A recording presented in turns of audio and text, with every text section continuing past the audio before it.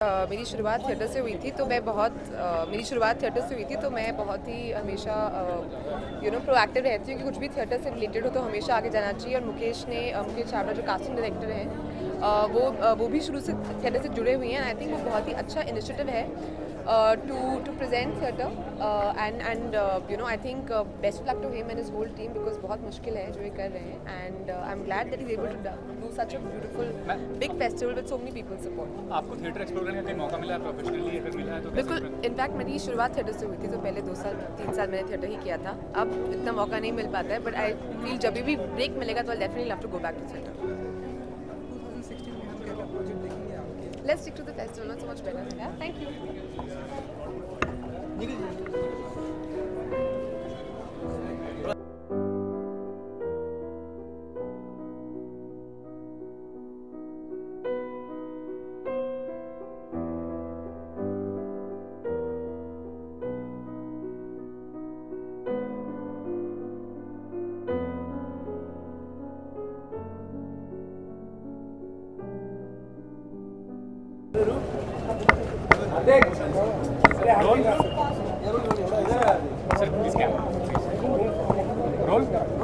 Sir पूछना चाहूँगा जो इनिशिएटिव है मुकेश छाबड़ा जी का ये खिड़कियाँ कितना इंस्पायरिंग है, कितना इनोवेटिव है? मुकेश छाबड़ा खुद ही इतने इंस्पायरिंग और इनोवेटिव हैं।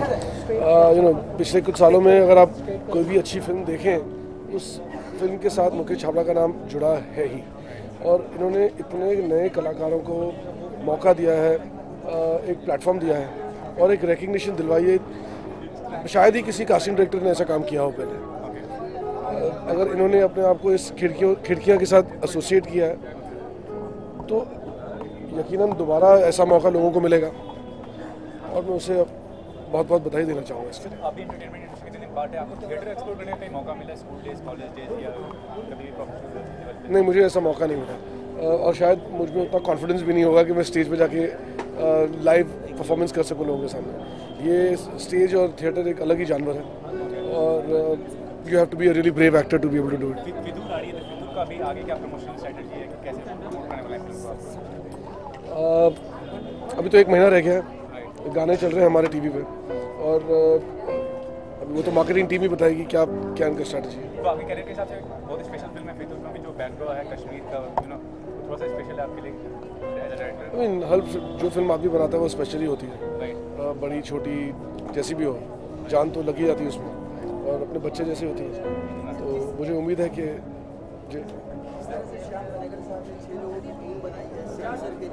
लोगों से वो पूछेंगे कि किस तरह की देखना चाहते हैं, उस हिसाब से सर्टिफिकेशन निर्णय लेंगे, उनकी जो कमेटी है वो निर्णय लेंगे। क्या कहना आपको कितनी ज़रूरत है इसकी कि वाकई लोगों से पूछना चाहिए कि फिल्म का सेंसर सर्टिफिकेशन किस तरह से होना चाहिए? हमेशा बवाल मचा रहता है कि इसको सही से मिला, इसको सही नहीं मिला। आप मैं इस मामले में एक्सपर्ट नहीं हूँ, शायद मुझे नहीं पूछना चाहिए सवाल। क्या बदलाव महसूस करते हैं जिस तरह से सर्टिफिकेशन होता है सेंटर? देखिए, मेरी पिछली फिल्म 3 साल पहले आई थी तो मतलब 3 साल में तो काफ़ी कुछ बदल जाता है। तो मैं तो पूरे एक नए सिरे से देखने वाला हूँ। मेरी फिल्म अभी तक सेंसर पे गई नहीं है तो बट ऐसा कुछ है नहीं फिल्म में जिससे मुझे डरना चाहिए, तो मैं ज़्यादा नहीं सोच रहा इसके बारे में। मतलब पूरी मात्रा में आए हुए हैं और पोइट्री से लेके थिएटर देख रहे हैं, एक अलग एक्सपोजर मिल रहा है उनको। एंटरटेनिंग भी है लेकिन उसमें डेप्थ भी है। और क्योंकि मुकेश छाबड़ा सबको जानते हैं इंडस्ट्री में, इतने सारे लोग आप देख रहे हैं आज इंडस्ट्री के भी आए हुए हैं, तो कई बार लोगों को खींचने की भी ज़रूरत पड़ती है। तो उन्होंने बहुत अच्छा इंटरेस्टिंग मिक्स किया है कि फिल्मी लोगों को बुला लिया है ताकि यंग लोग आ जाएं और फिर अच्छे अच्छे नाटक उनको दिखाएं। So I think it's a very interesting initiative and I completely support. You have been part of the theatre world, तो कितना सैटिस्फाइंग होता है एज एन आर्टिस्ट थिएटर पे काम, स्टेज पे काम करना? देखिए, बहुत सारे एक्टर्स जो फिल्म इंडस्ट्री में भी हैं वो थिएटर से आए हुए हैं और वो कई बार तड़पते हैं थिएटर में वापस जाने के लिए। अगर आज आपने पीयूष मिश्रा का अगर पोइट्री रीडिंग सुनाओ, हम उनको एज एन एक्टर देखते हैं, वो राइटर भी हैं, वो गाने भी लिखते हैं, गाने गाते भी हैं। तो आई थिंक एक्टर के लिए भी एक बहुत अच्छा होता है और ख़ास तौर से इस तरह की अगर ऑडियंस आए जो इतनी एंगेज हो, इतनी इन्वॉल्व हो, तो किसी भी एक्टर के लिए बढ़िया है। सो आई थिंक सभी खुश नज़र आ रहे हैं यहाँ पर।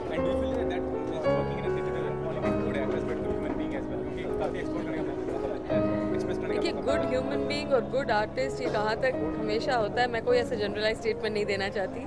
कई actors are not very good human beings as well and there are lots of good human beings who are not actors. So ये तो अपने अपने पे डिपेंड करता है कि आप एक्टर बाद में होते हैं, इंसान पहले होते हैं. तो अपनी इंसानियत को कभी मेरे ख्याल से उस पर ज़्यादा ध्यान देना चाहिए. उसके बाद आप जो मर्जी प्रोफेशन करें वो उसी सच्चाई से निकलेगी. अब वो तो इसलिए किया था because bandit queen foreign production था, तो मुझको लगा कि फॉरेन प्रोडक्शन में एज ए कास्टिंग डायरेक्टर अगर टाइटल आएगा तो और फॉरेन फिल्में मिलेंगी, तो इसलिए किया था. उसकी कास्टिंग अच्छी हुई थी नो डाउट, पर बैंडिट क्वीन मैंने और भी बहुत सारे काम किए थे, सिर्फ कास्टिंग नहीं की थी. आज के दौर में अगर कास्टिंग डायरेक्टर की बात करें तो कितना रियलिस्टिक कास्टिंग होता है किसी फिल्म में बात करें तो? बहुत अच्छी हो रही है. जिस तरह से मुकेश छाबड़ा है कास्टिंग डायरेक्टर है, और भी बहुत सारे हैं. बहुत अच्छा डिसिप्लिन है, कम से कम नया चेंज है, नए एक्टर्स मिलते हैं काम करने को. नहीं तो आपने देखा होगा पुरानी फिल्में अगर आप देखिए 90s तक तो आपको वही जज मिलता था, वही पुलिस वाला मिलता था, वही मतलब जूनियर आर्टिस्ट भी सेम दिखते थे हर पिक्चर में. तो अभी कम से कम ये है कि नए एक्टरों को काम दिया जा रहा है, उनको काम करने का मौका मिल रहा है. हम जिनसे नहीं मिल पाते नए एक्टर्स से, फ्रेश एक्टर्स से, उनसे मिलने का मौका मिलता है. आप नेशनल स्कूल ऑफ ड्रामा के अलुमना हैं, तो थिएटर जो था कितना एनरिचिंग एक्सपीरियंस होता है, कितना सेटिस्फाइंग एक्सपीरियंस होता है किसी आर्टिस्ट के लिए? बहुत होता है, बहुत कुछ सीखने को मिलता है. मेरे लिए ये मैं चीज़ बता दूँ, मेरे लिए बहुत ऐतिहासिक दिन है आज कि नेशनल स्कूल ऑफ ड्रामा से पास आउट तो हूँ मैं, और एक्टिंग में मैंने स्पेशलाइज किया था, लेकिन आज मैं 20 साल के बाद नाटक देख रहा हूँ. मैंने 20 सालों से कोई भी प्ले नहीं देखा है, तो ये पता नहीं क्या है, शायद इसके बाद मेरे अंदर कुछ नया कुछ हो और मैं भी कुछ और करूँ. सर, अपने प्रोजेक्ट्स के बारे में कुछ डिस्कस करना चाहेंगे, कुछ प्रोजेक्ट पे काम कर रहे हैं आप? और अभी मेरी फिल्म ख़त्म की है 11, तो मई जून तक रिलीज़ होगी. बाकी मैं Indian national army Subhash Chandra Bose के जो ट्रायल्स हुए थे INA के, उस पर फिल्म बना रहा हूँ, उसकी स्क्रिप्ट पे काम कर रहा हूँ. थैंक्स फॉर बिल्कुल बहुत इंस्पायरिंग और बहुत इनोवेटिव है, बिकॉज थिएटर को प्रमोट करने वाला कोई भी इवेंट हो तो उसे बिल्कुल सपोर्ट करनी चाहिए.